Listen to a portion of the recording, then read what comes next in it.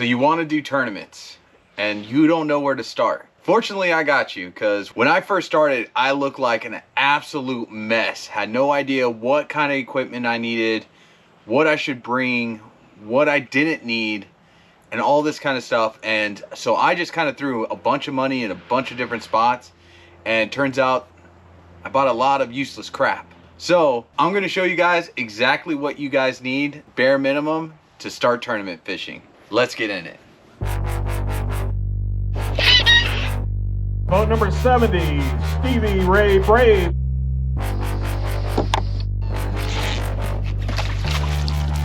Did I tell you guys to catch big fish on these? Don't believe in that, it's you. No. All right, guys. I knew that black and blue would do it. That a bite? Oh, got him. Drop shot queen strikes again.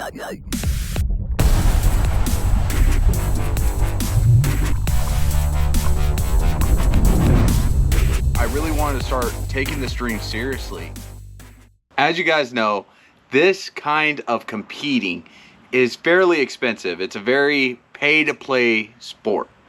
But I can say that I am absolutely addicted to it. But at the same time, I have to be careful of how I spend so that I can do more of it in the long run. So I'm going to show you guys the bare minimum stuff that you need. And as you guys can see, we're sitting on a boat. And I'm going to tell you straight out the gate, it is not one of the things you need. If you guys have watched any of my tournament videos, yes, there was some that I started with a boat. And like I said, I bought a lot of stuff I thought I needed, but actually didn't. While I did love that boat, it just wasn't enough to compete. So I ended up becoming a co-angler, something I said I would never do. But I've actually been fishing pretty well out of the back of someone else's boat.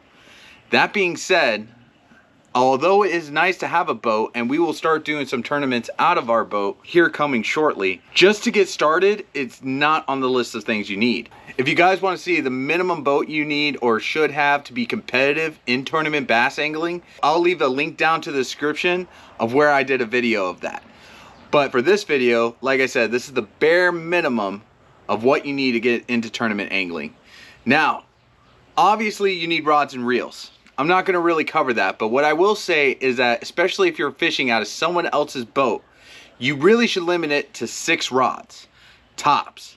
I would even say 5 rods. But that is information for another video, all right? But for this, let's just get into it. You already have your rods and reels. So the next thing you need is something to carry your tackle in. This is a Lew's tournament tackle bag, although it's not really that tournament. They make better bags than this, bigger bags, but you want to try and condense all your tackle into one bag.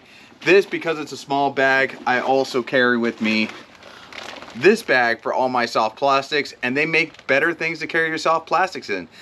As you guys can see, I have a boat, so I don't typically have to do this, but they actually make binders with organizers for all your soft plastics that you can bring, and they make backpack versions of tackle bags. Now, what should you bring in your tackle bag? This is where we need to pay close attention. Close attention. All right, so obviously we want to limit our tackle.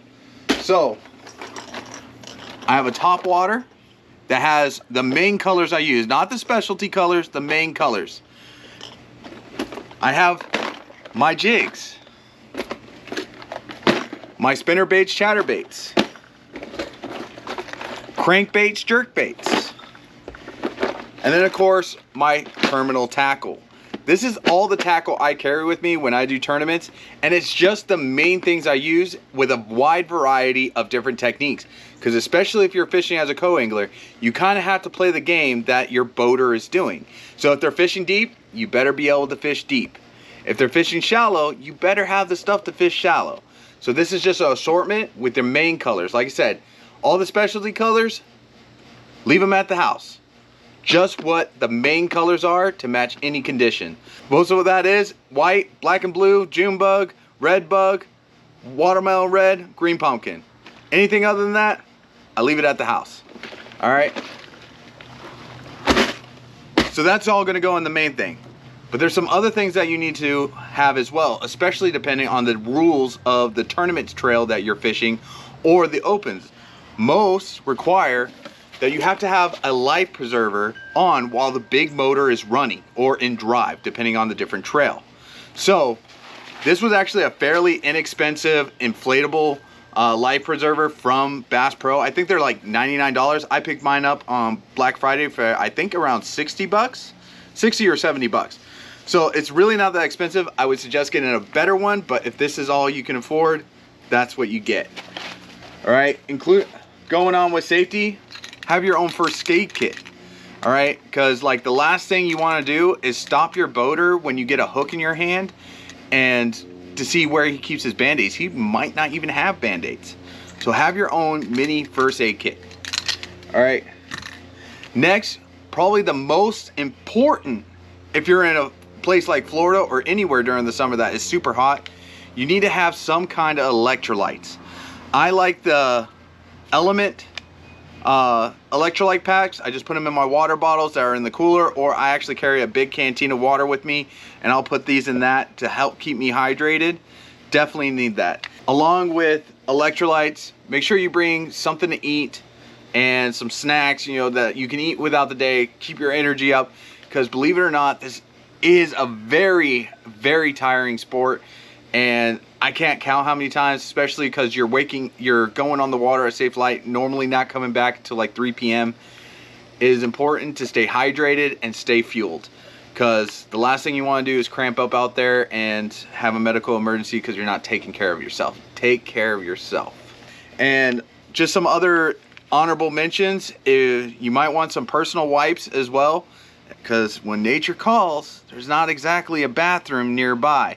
Some tournament trails do let you exit the boat to use a bathroom, but chances are you might have to use the restroom on the boat. They do make poop bags, they do make other things. Be prepared. So dude wipes are what I would suggest, and they actually make poop bags as well, so it's not a glamorous way of using the restroom. So for you female anglers, Caroline actually prefers these disposable urinals, and men, you can use these too. But you want to carry a couple of these in your tackle bag, because like I said, the last thing you want to do is upset your boater, especially if it's a boater that you were randomly put with. So you want to be able to take care of business, if you know what I mean. All right, next, I highly suggest you guys have your own tools. A pair of pliers, a pair of scissors, and then some kind of hook retrieval tool. I don't know where my other one's at, but you need your own tools, because like I said, once again, you don't want to stop your boater using his equipment. You break it, you bite, you know, all that kind of stuff. You want to avoid that, so have your own.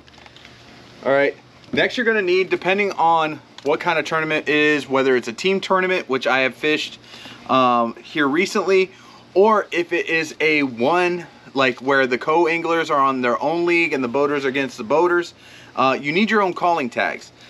These I picked up from Bass Pro for 20 bucks, something like that. 12 bucks, 12 to 20 bucks. All right, so you need your own calling tags, 1 through 5. Also your own scale, right?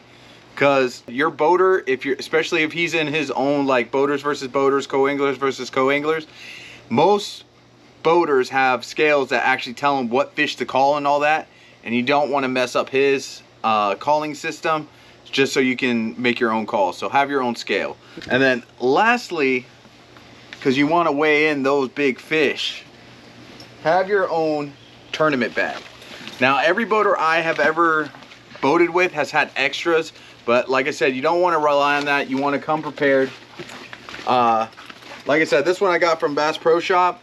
Awesome tournament bag. It actually comes with a strap, so if you got that really big load, you can use your shoulders to help support that weight. But like I said, the name of the game, especially if you're a co-angler, is you want everything to be neat, tidy, and compact. Obviously, that's why I would suggest a bigger tackle bag than this. Just so you could put your tournament bag in there, your soft plastic binder or bag in there, and you know, not take up a lot of space on his boat. if you're a co-angler, do not show up with, like I did, with 11 rods and reels to stick down in the corner. You know what? Here, show them the corner. Most bass boats, well, if it's not a dual console, will have something like this, and then it leans, all your rods lean along the sides of your seat. So if you can imagine 11 rods stuck in that little corner, that's going to be a tangled mess. So 5, 6 rods tops. All right, if you guys have any questions, leave it down in the comments, because we want to be prepared. We don't want to look foolish and all that like I did on my first tournament day, because like there's enough things that you're already going to be worrying about, like where to catch fish and all that. You don't want to be worried about what your boater thinks of you.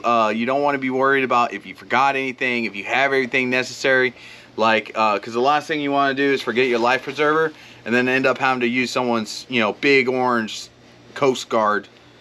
Yeah, that just looks funny. If you guys are following along in the 13 Fishing Fate bait casting rod giveaway that will be given away this June 15th, today's code word is going to be prepared, because you do not want to get out on the water on your first tournament looking like a hot mess. Trust me, it wasn't a good look at all.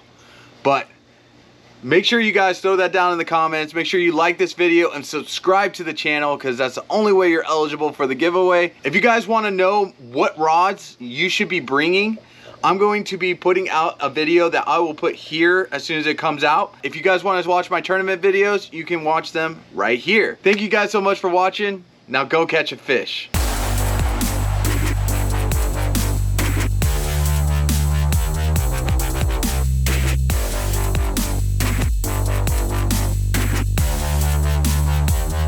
Yeah.